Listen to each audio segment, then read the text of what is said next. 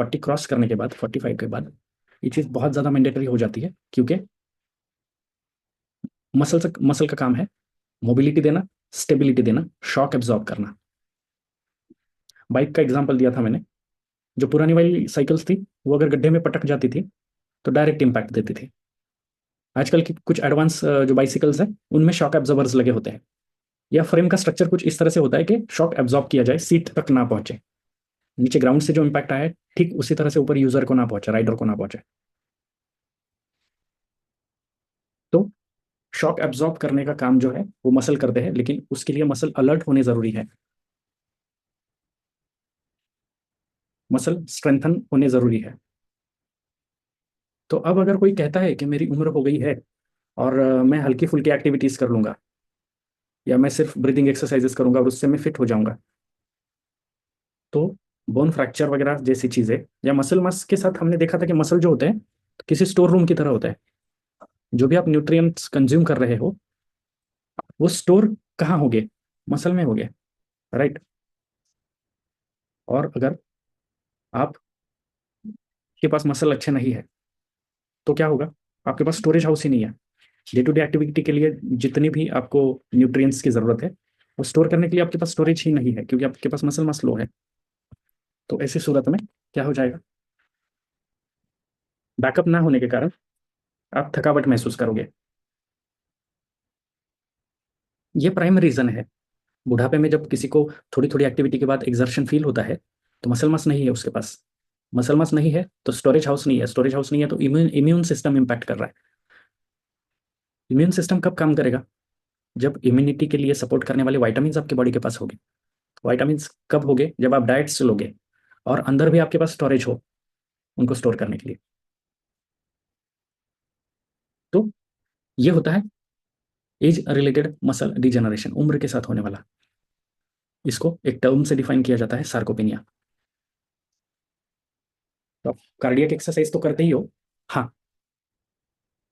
Sir last lecture में बताया था कि required protein muscle calcium minerals and nutrition through food right. Hmm, so that is also depend on age category की त्याचं portion किती असलं पाहिजे किंवा म्हणजे तिथे रिक्वायर्ड असं लिहिलंय पण किती रिक्वायर्ड येते सजेस्टेड आहे का काही असं muscle mass maintain, muscle mass का असेसमेंट करना है, मसल मास कितनी है, और उसके अकॉर्डिंग प्रोटीन प्लान करके वो जो टोटल नंबर है उसके 20% एक्स्ट्रा या 10% एक्स्ट्रा प्रोटीन लिया जाए, ताकि प्रोटीन डेफिशिएट ना करे और जरूरत से थोड़ा ज्यादा रहे। जैसे कि आप फिजिकल एक्टिविटी कर रहे हो तो धीरे धीरे मसल मास इंक्रीज भी होता जाता है। ये ना वेस्टर्न में मैंने ज्यादा देखा है फोबिया, मतलब और भी कुछ है ना फ्रेंड्स क्लाइंट मेरे, वेस्टर्न में ज्यादा कॉन्शियस है लोग बॉडी को लेके, और इसके चलते वहां पे सप्लीमेंटेशन का भी बहुत ज्यादा ट्रेंड है। ट्रू. मीन्स माझं मला इन्स्टेड ऑफ एक्सटर्नल सप्लिमेंट्स किंवा पावडर किंवा हे इकडे जास्त ट्रेंड आहे तर त्याच्याऐवजी मला त्यांना आपल्या म्हणजे शीट्स मधनं किंवा like intake as a food जर घेता आला तर that's why I was asking. But it's okay 20% जर असेल तरी तो as per diet we can manage it after the test की आधी किती घेताय नंतर पोर्शन कमी करायचं. आणि इकडे सगळेच लोक चिकन खातात सो काय प्रॉब्लेम नाही तसं. हाँ, प्रोटीन इंटेक बहुत ज्यादा होता है, चिकन खाते हैं, बिकन होता है, पोर्क इंटेक होता है, बीफ खाते हैं। तो करेक्ट. ओवरऑल ऍक्च्युली ते टेस्ट रिक्वायर्डच आहे मसल मासची बिकॉज ऑफ ते मे बी एक्स्ट्रा असू शकतं तर ते रिड्यूस करण्यासाठी सजेस्ट करायला लागेल नॉट टू इन्क्रीज. क्या होता है, जो लोग ज्यादा प्रोटीन लेते हैं ना उनके केस में भी बोन लॉस होता है, ये समझ लो। ओबेसिटी असल्यामुळे असू शकतं की तेवढं नाही कॅरी करू शकत तेवढं वेट बोन्स जर स्ट्रॉंग नसतील तर किंवा जॉईंट्स. नहीं नहीं नहीं, उस मैनर में नहीं कह रहा हूं मैं। अगर प्रोटीन इंटेक अगर किसी का ज्यादा है तो वो भी बोन लॉस को प्रमोट करता है। मला कनेक्ट नाही होते सर जर वेट प्रोटीनचं तर. कोई व्यक्ति अगर डाइट में बहुत ज्यादा प्रोटीन ले रहा है रिक्वायर्ड अमाउंट से, पहली बात तो ये फिगर जो है रिकमेंडेशन के, ये टेम्पर्ड है। और कई सारे जो डेली की रिक्वायरमेंट के जो पैरामीटर्स बताए जाते हैं ना, ये टेम्पर्ड है, जहां तक मेरी समझ कहती है। इंडियन डाइटरी के रिकमेंडेशन देख लो, या अमेरिकन डाइटरी काउंसिल के देख लो, या वर्ल्ड हेल्थ ऑर्गेनाइजेशन के, क्योंकि इनके बैक में अगर आप देखोगे तो फंडिंग कौन कर रहा है। यहाँ पे एक इंस्टीट्यूशन हुआ करता था, ये मैं लगभग 18 साल पहले की बात कर रहा हूँ।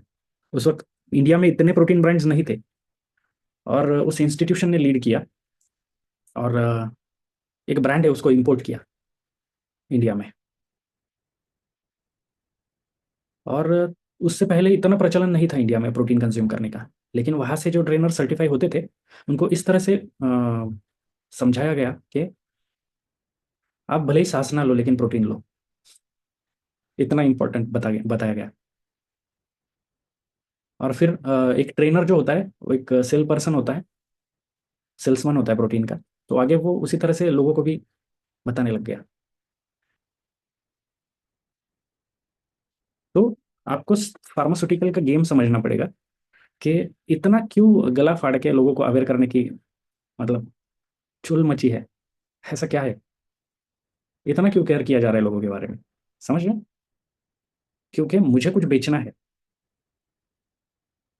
तो मैं बेनिफिट्स नहीं बताऊंगा, उसकी कुछ हॉरिबल स्टोरीज क्रिएट नहीं करूंगा, डर पैदा नहीं करूंगा, तब तक वो बिक नहीं जाएगा। इससे भी ऊपर कॉन्शियस को इस तरह से ट्रेन करना है कि किसी भी चीज़ को ब्रेन में पेनेट्रेट मत होने देना। साइकोलॉजी बहुत इंपैक्ट करती है। प्लेसिबो जो है बहुत इंपैक्ट करता है। आप दिन रात अगर मेडिसिन के एक एक मेडिसिन उठा लो, उसके साथ 100 साइड इफेक्ट्स जुड़े होते हैं। आप पढ़ना शुरू करो हर रोज। एक वक्त आएगा कि आप बहुत ज़्यादा डर जाओगे मेडिसिन से। लेकिन इमरजेंसी सिचुएशन में क्या करोगे आप? लेने तो पड़ेगा।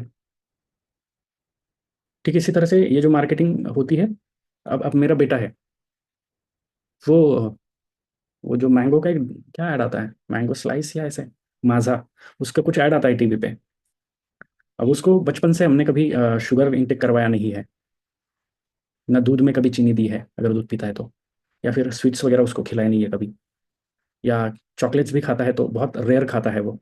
तो उसको अगर ऐसे कुछ शार्प स्वीट ऐसा कुछ खिला दे पिला दे तो वो थूक देता है। तो टीवी पे देख के वो हर रोज के पापा जूस मैंगो पीना है। तो एक दिन में वो लेके आया मैंगो ड्रिंक और उसको दिया पीने के लिए। उसने एक घूंट पिया और फिर थूक दिया बाहर, क्योंकि इतना मीठा उसको आदत ही नहीं है। पर टीवी पे देख के उसको वो बहुत मजेदार लग रहा था, जिस तरह से उसको प्रोजेक्ट किया जाता है, जिस तरह से एडवर्टाइज में मेंशन किया जाता है। तो एडवर्टाइज आपके दिमाग पे हावी होना पॉसिबल है, या जो कुछ पढ़ रहे हो वो आपके दिमाग पे हावी होना पॉसिबल है। और 90% केस में ना ये मैनिपुलेटेड इन्फॉर्मेशन होती है। एक मजेदार स्टोरी बताता हूँ। मैं जब दिल्ली में था तब की बात है ये। तो मेरी कोई जानकार थी, और उन्होंने मुझे कहा कि ऐसे ऐसे एक न्यूट्रिशन का सेमिनार है, तो सुनने जाना है, आप चलो मेरे साथ। मैं गया वहाँ पे। उसने कहा था कि आप वहाँ पे कुछ बोलोगे नहीं। तो हमें वीआईपी पासेस मिले थे, हम पहले रो में बैठे थे। अब मैं उस व्यक्ति को सुन रहा हूँ, और आई कांटेक्ट से एक तरह से वो मेरे साथ हिप्नोटाइज हो गया, जिस तरह से मैं हेड नॉड कर रहा हूँ और सुन रहा हूँ उसको बारीकी से। तो वो बार बार मेरी तरफ देख के ही बात कर रहा था।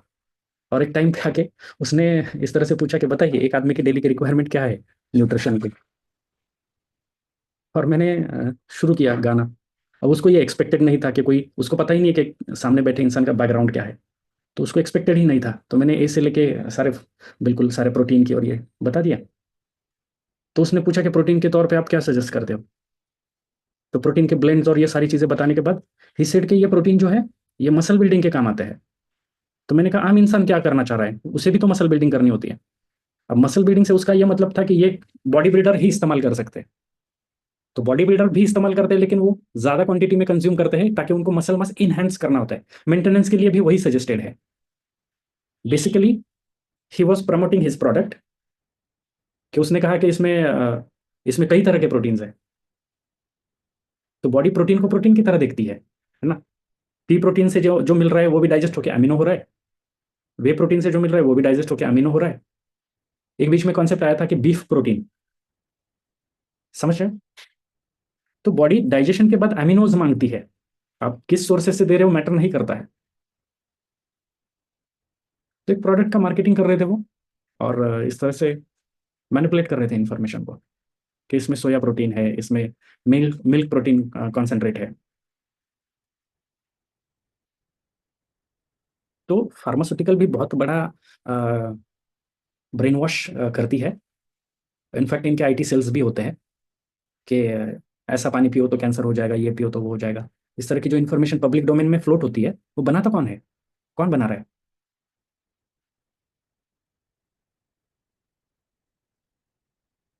कुछ सवाल इससे रिलेटेड?